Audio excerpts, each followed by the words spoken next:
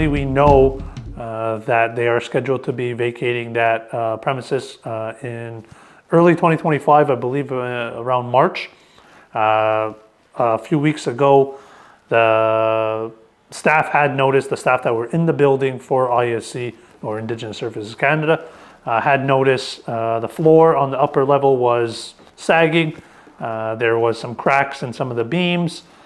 So the building, we had suggested some, as in we, meaning MCK, had suggested some potential solutions for ISC to consider so that we can ensure services to our community members, because that was the priority at this moment.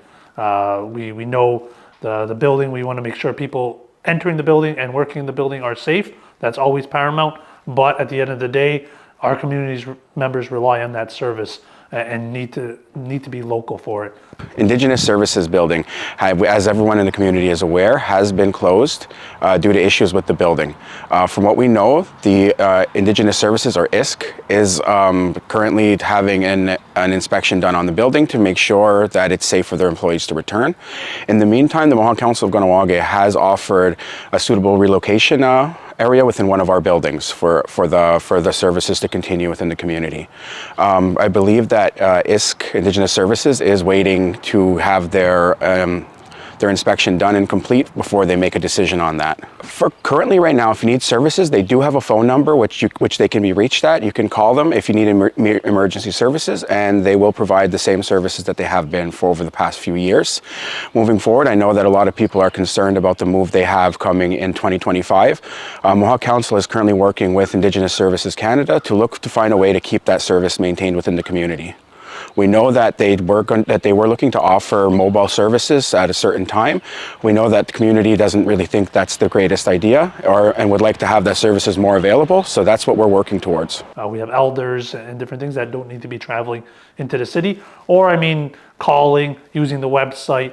Not everybody uses technology or has the ability to use technology the same way as others or newer generations.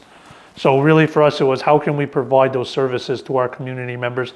So we had provided some solutions utilizing some empty offices throughout the different MCK units, just to be able to offer those services maybe a few days a week. We are still waiting to hear back from ISC on that moment.